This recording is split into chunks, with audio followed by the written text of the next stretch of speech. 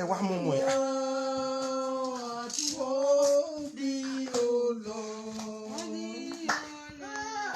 To receive glory, honor, and power, for thou art created, all things are for thy pleasure, they are and were created. Oh yeah, láti gbà ògo ọ̀la, nítorí ẹ̀yin ni ẹ̀dá ohun gbogbo, Olúwa ẹ̀yin ni ó yẹ. Ẹ jẹ́ kí a gbàdúrà. Bàbá wa nípasẹ̀ Jésù Kristi, a dúpẹ́ lọ́wọ́ yín nírọ̀lẹ́ yìí nítorí wípé ẹ fún wa ní oore ọ̀fẹ́ láti tún kóra jọ àti àwa àti gbogbo àwọn olùgbọ́ wa níbi gbogbo tí wọ́n gbé wà. Olúwa ẹ gbà ọpẹ́ wa. Amen. A lọ sínú ọ̀rọ̀ yín gẹ́gẹ́ bí a ṣe máa ń ṣe ní gbogbo ọjọ́ Monday. A fẹ́ kẹ́ ẹ bá wa sọ̀rọ̀. A fẹ́ kẹ́ ẹ fi òye ọ̀rọ̀ yín yé wa. Lórúkọ Jésù Olúwa ẹ má ṣe àìwá ṣe bẹ́ẹ̀. Amen. Ẹ jẹ́ kí ọ̀rọ̀ ti ìrọ̀lẹ́ yìí ẹ jẹ́ kó bùkún fún gbogbo wa. Amen. A dúpẹ́ torí pé ẹ ti gbọ́. Thank you. Agbára inú ọ̀rọ̀ náà jẹ́ kó bá ẹnì kọ̀ọ̀kan pàdé. Amen. Ní orúkọ Jésù Kristi Olúwa wa. A dúpẹ́ lọ́wọ́ Ọlọ́run fún àwọn tí Olúwa lò láti mú kó ṣeé ṣe láti ní ẹ̀kọ́ Bíbélì ti orí afẹ́fẹ́ tí gbogbo ẹ̀yin tẹ́lẹ̀ lórí ọ̀fẹ́ àwọn nǹkan tó ń ṣẹlẹ̀ ní orílẹ̀-èdè wa lónìí tó fi di wípé gẹ́gẹ́ bí a ṣe máa ń ṣe tẹ́lẹ̀tẹ́lẹ̀ pé ká kóra wa jọ sínú church auditorium láti máa ṣe ẹ̀kọ́ nínú ọ̀rọ̀ Ọlọ́run. Ṣùgbọ́n gẹ́gẹ́ bí Bíbélì ṣe sọ, ó ní níbi tí àwa méjì tàbí mẹ́ta bá ti wà lórúkọ òun, Jésù ló ń sọ̀rọ̀ bẹ́ẹ̀, ó lóun wà láàrin wa. Ìyẹn ló ṣe mú kí ìpéjọpọ̀ wa nírọ̀lẹ́ yìí kí ìwàláàyè Jésù Kristi kó wà pẹ̀lú wa. Ìyẹn ló fi dáni lójú wípé nírọ̀lẹ́ yìí nínú ọ̀rọ̀ Ọlọ́run táwùjọ ṣe àṣàrò ẹ̀ yóò bùkún fún wa lọ́pọ̀lọpọ̀. Amen. Ẹ̀yin náà mọ̀ wípé níta ní ìsinyìí ogun coronavirus ló ń jà. Ó dẹ̀ ti jà dé gbogbo orílẹ̀-èdè ayé.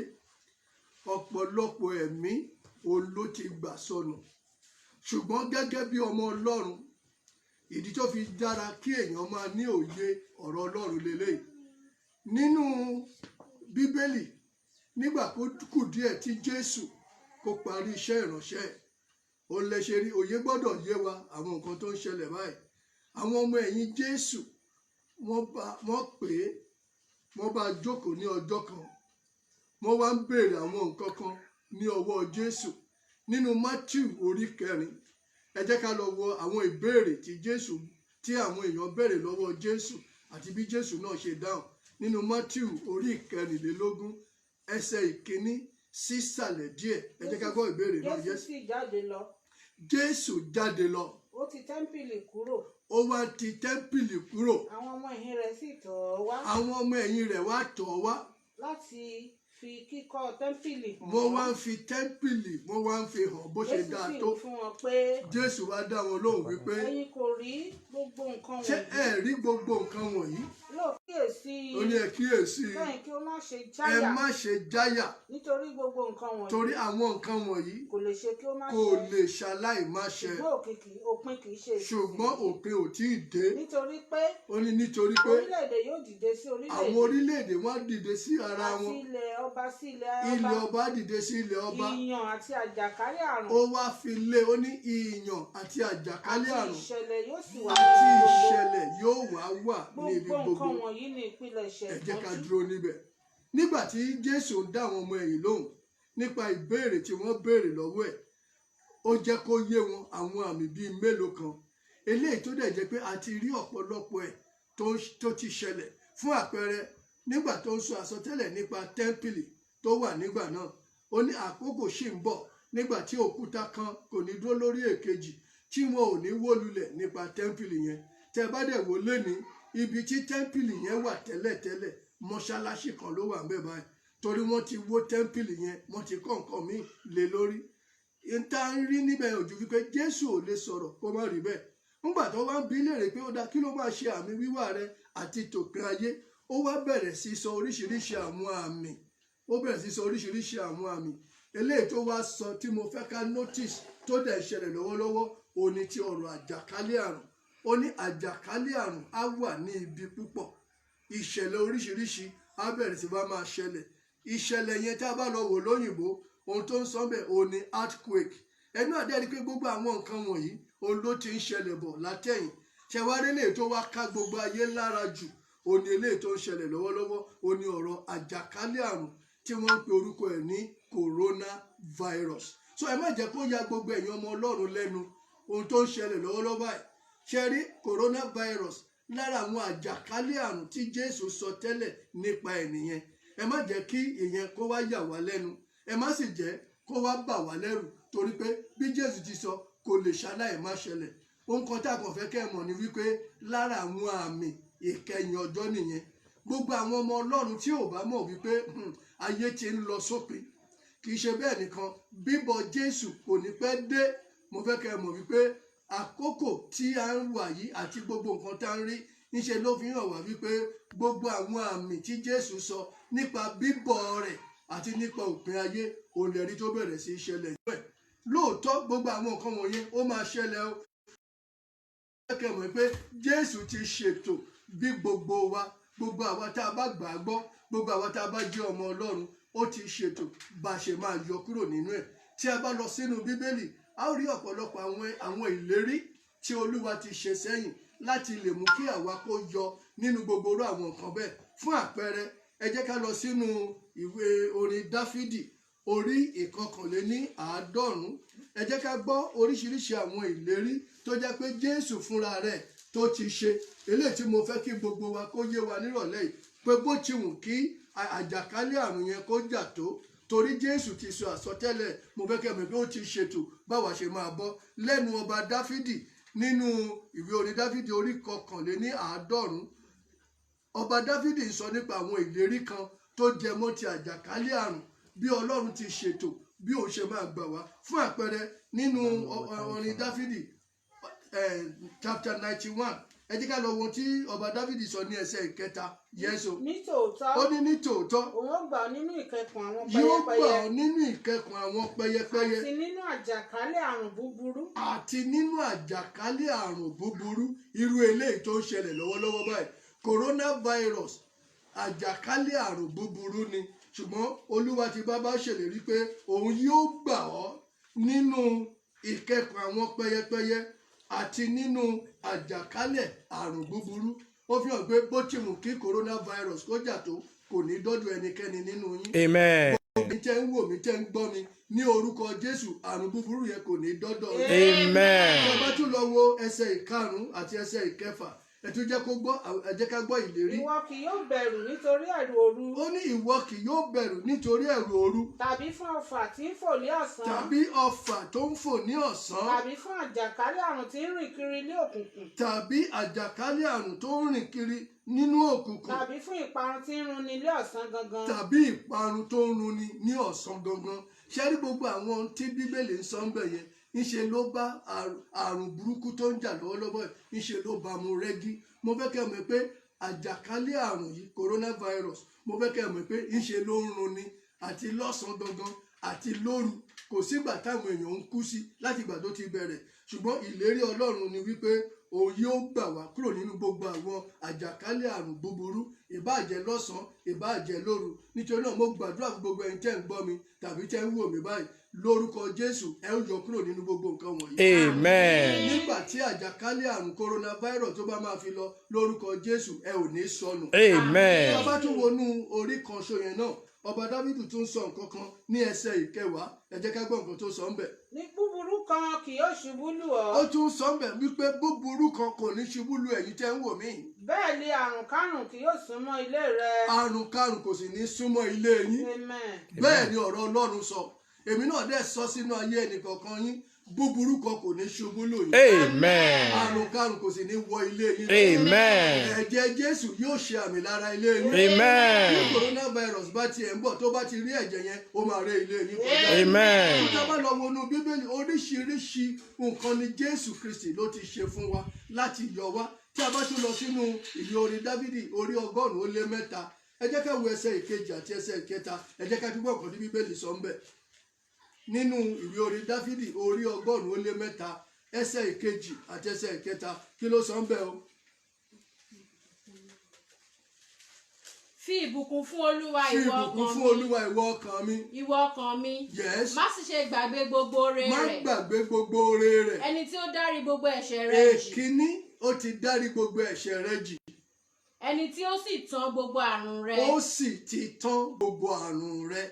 àìsàn tí Olúwa bá ti tán fún ìwọ tó ń gbọ́ mi tó ń wò mí mo fẹ́ kó mọ̀ pé kò tún lè gbérí nínú ayé rẹ mọ́. Yes. so coronavirus kò ní gbérí nínú ayé ẹnikẹ́ni. Amen. ìdí nìyí o ìdí ni wípé Jésù fúnra rẹ̀ ó ti bá wa fòpin sí ó ti tán nínú ayé wa. Amen. ó lè wá máa jà káàkiri o ṣùgbọ́n ó mọ ibi tó yẹ kóun yá sí. Bẹ́ẹ̀ni. kì í ṣe bẹ́ẹ̀ nìkan ẹ ti jẹ́ ká tún lọ wo Matthew orí 8 ẹsẹ̀ 17 ẹ jẹ́ ká tún gbọ́ nǹkan tí Bíbélì sọ nípa Jésù.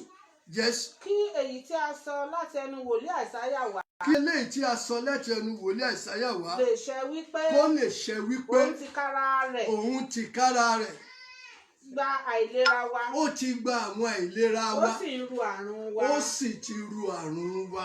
ẹ̀yin èèyàn Ọlọ́run mo fẹ́ kẹ́ mọ̀ pé àwọn nǹkan wọ̀nyí kì í ṣe ọ̀rọ̀ lásán kì í ṣe ọ̀rọ̀ ìtàn àwọn nǹkan tí Jésù Kristi tó ti ṣe fún wa ni. tẹ́ bá wo èdè tá a fi ń sọ àwọn ọ̀rọ̀ wọ̀nyẹn rí i pé ohun tí Jésù tó ti ṣe tó ti parí ẹ̀ ni.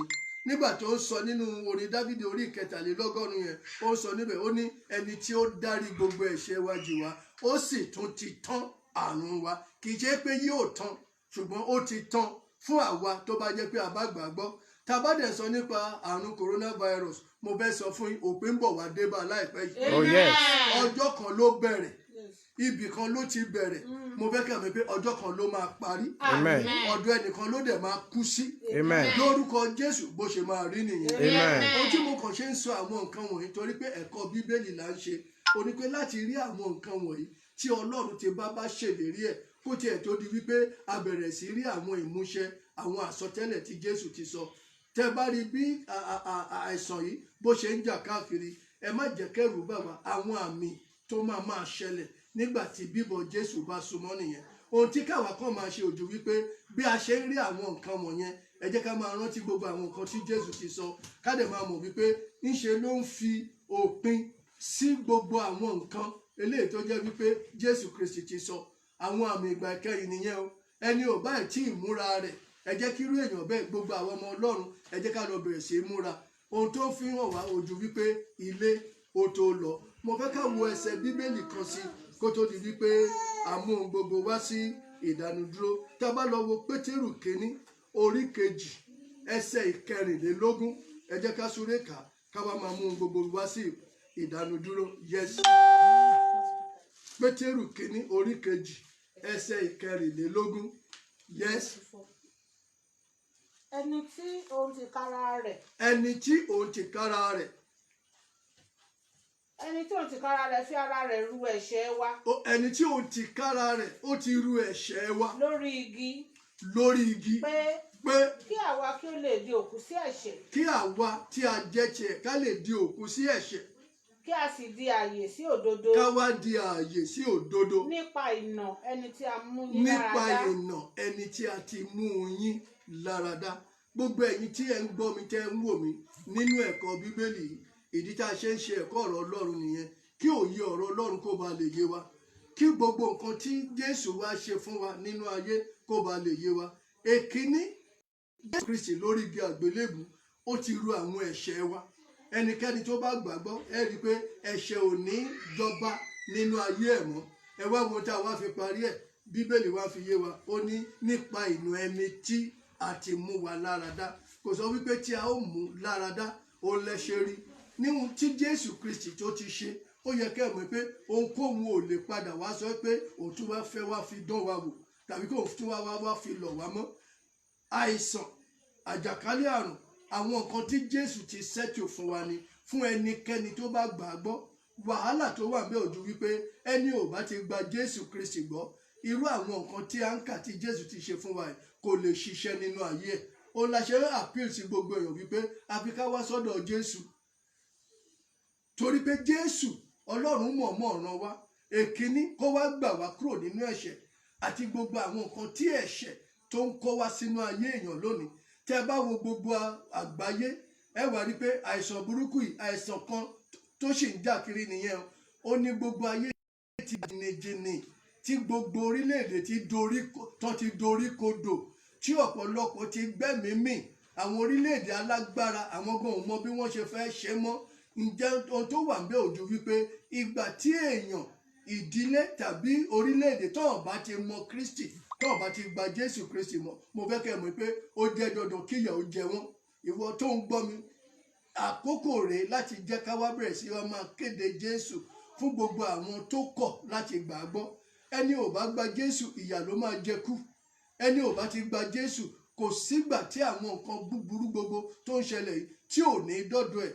Wọ́n á dẹ̀ rí pé ohun kan tí àwọn èèyàn tí wọ́n gbẹ́kẹ̀ wọn lé tó sì jẹ́ òfìfo, ó ní àwọn ẹ̀sìn oríṣiríṣi tí wọ́n ń sìn nínú ayé lónìí.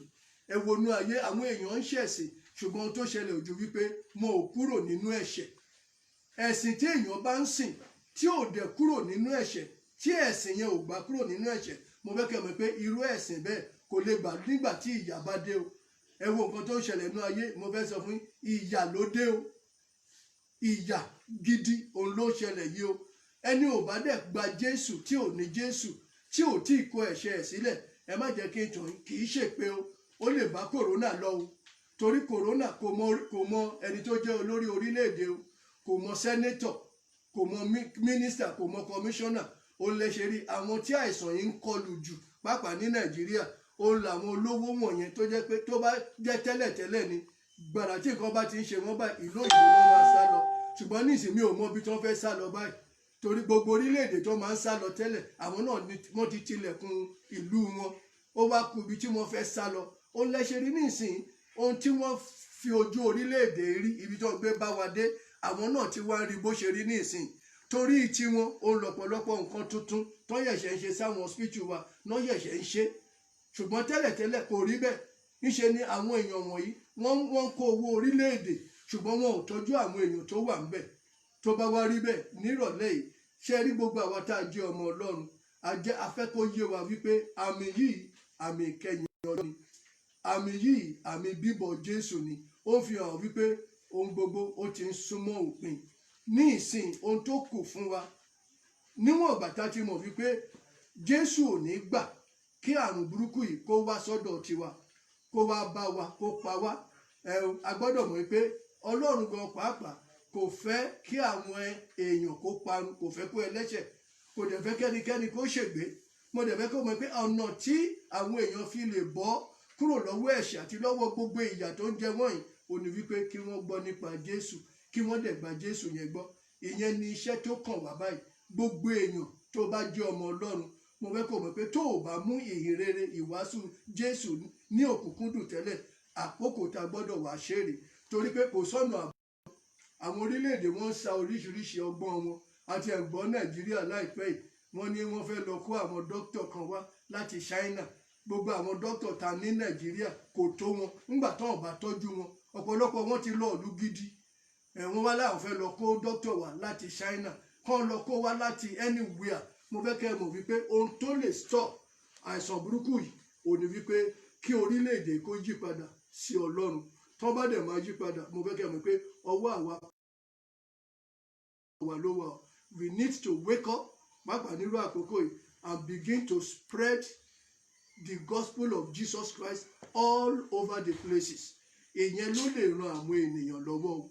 Gbogbo àwa tá a máa ń di ẹnu wa tẹ́lẹ̀, gbogbo àwa churches tó jẹ́ wípé àti ẹ̀ ní sọ́kàn láti sọ pé a fẹ́ lọ káti ẹ̀ jáde ọjọ́ kan ká lọ wàásù ìrere Jésù Kristi. gbogbo wa ní ìsìn we need to wake up. Mo fẹ́ ká mọ̀ wípé it's a neglected thing tó jẹ́ wípé a ti gbé kalẹ̀ tí a ò ṣe mọ́. Ìgbà àwọn ọmọ ẹ̀yìn là ń ròyìn gbogbo bí wọ́n ṣe ń lọ káàkiri tí wọ́n dẹ̀ ń wàásù ìrere Jésù Kristi. Tá bá lọ wo inú ìwé mímọ́, Bíbélì sọ fún wa wípé nígbà tí Jésù lọ, Bíbélì sọ pé àwọn ọmọ ẹ̀yìn wọ́n lọ bẹ̀rẹ̀ sí wàásù ní ibi gbogbo. Ìyẹn wá jẹ́ kí Olúwa máa bá wọn ṣiṣẹ́. Ó wá ń fi ọ̀rọ̀ wọn, ìwàásù wọn, ó ń fìdí ẹ̀ múlẹ̀ nípa àwọn àmì tó ń tẹ̀lé. A nílò láti ṣe ojú wípé we need to preach the gospel. Eléyìí nílò láti wá plan nísìn gbogbo ìjọ, gbogbo àwa ministers of God. A nílò láti wá jókòó nísìn. We need to deliberately plan bá a ṣe máa reach orílẹ̀-èdè pẹ̀lú ìhìnrere Jésù Kristi. Ohun tí orílẹ̀-èdè tó nídìí lọ́wọ́lọ́wọ́ nìyẹn. As for me, ó ká àwọn kan lára lẹ́nujọ́ mẹ́ta yìí. Bọ́n ṣe ní kí gbogbo èèyàn jókòó sínú ilé. A rí àwọn kan tí wọ́n lọ mọ́ṣáláṣí tán láwọn ń lọ kírun níbi tó gbé ká wọn lára dé. Ṣùgbọ́n wọn ò mọ̀ pé torí àǹfààní gbogbo èèyàn ni ibi tó gbé ká wọn lára dé nìyẹn o. Ṣùgbọ́n báwọn èèyàn ṣe ń ṣẹ̀sìn tó yẹn, ìbá jẹ́ pé irú àwọn bẹ́ẹ̀ gbogbo lásán wọn ò yí padà kúrò nínú ìwà búburú wọn. So ọ̀nà tó dẹ̀ fi lè tọ́wọ́ èèyàn fi lè bọ́ kò àti olùgbàlà wọn. Ìdí tí Jésù ṣe wá sáyé is to come and save the world from their sins, to deliver people kúrò nínú àwọn ẹ̀ṣẹ̀ tó dì mọ́ wọn tó jẹ́ wípé ẹ̀ṣẹ̀ yẹn ti kó wọn lẹ́rú. Lórílẹ̀-èdè wa Nàìjíríà, àwa náà mọ àwọn ẹ̀ṣẹ̀ tó jẹ́ pé àwọn èèyàn ń ṣe tí wọ́n ti fi bà orílẹ̀-èdè yìí jẹ́. Èyí ṣe títì ló bàjẹ́ nìkan, èyí ṣe pé a ò rí iná tàn nìkan, but lára àwọn nǹkan tó bà orílẹ̀-èdè yìí jẹ́ ó làwọn ìwà búburú tó wà lọ́wọ́ àwọn èèyàn. Number one, ẹ wo ìpànìyàn lórílẹ̀-èdè Nàìjíríà. Àwọn èèyàn wọ́n dẹ̀ ń pààyàn lójoojúmọ́. Àwọn Fúlàní darandaran pẹ̀lú wípé ibẹ̀ gan tribe yẹn gan ó ní president orílẹ̀-èdè ló ti wá. Ìṣe làwọn yẹn kàn lo opportunity yẹn kàn máa pààyàn all over the country. Kò síbi tí wọ́n ti ń pariwo wọn, kò dẹ̀ sí nǹkan kan tíjọba ṣe lé lórí títí dèní. Nísìn ẹ wo àwọn tó ń kidnap. Níṣe nìyẹn is a thriving trade, thriving business ní orílẹ̀-èdè Nàìjíríà lénìí. Kò dẹ̀ sí nǹkan tó ṣe ń thrive kò ju wípé àwọn èèyàn burúkú kan, lára àwọn tá ń pè léèyàn ńláńlá, ó ní àwọn èèyàn tí wọ́n wà nídìí gbogbo nǹkan burúkú wọ̀nyẹn. Tá a bá ń sọ nípa kidnapping lẹ́nu, ìdí tí ò ṣe lọ sílẹ̀ ó ní wípé there are some evil rich people ní orílẹ̀-èdè Nàìjíríà tó yẹ pé àwọn ló wà nídìí ẹ̀. Ẹ wo gbogbo eléyìí tó ń ṣẹlẹ̀ náà, ẹ wá rí wípé tí ò bá níbì kan tí wọ́n ti ń gba help, tí wọ́n ti ń gba assistance, ó yẹ kẹ́ mọ̀ pé gbogbo àwọn nǹkan wọ̀nyẹn á ti lọ sílẹ̀. Ẹnujọ́ mẹ́ta pàápàá lénìí là ń gbọ́ bí àwọn ọmọ ogun ilẹ̀ Chad tó jẹ́ pé president wọn ló lead àwọn sójà lọ sínú Sambisa forest tí wọ́n pa àwọn Boko Haram nípakúpa. Níbo làwọn sójà ti wá wà? Ẹ wo ọdún tí àwọn sójà wa military wa tó ti ń dojú tó wọ́n ti láwọn ń fight àwọn Boko Haram á ti máa lọ sí bí 20 ọdún. Ṣùgbọ́n síbẹ̀ tí wọn ò rí nǹkan kan ṣe, wọ́n ti gbé àwọn ọmọ ọlọ́mọ. Ẹ wo orú ọmọbìnrin kékeré yẹn tí wọ́n ń pè ní Leah, wọ́n ti bà ayé ẹ̀ jẹ́, wọ́n ti fún lóyún tipátipá.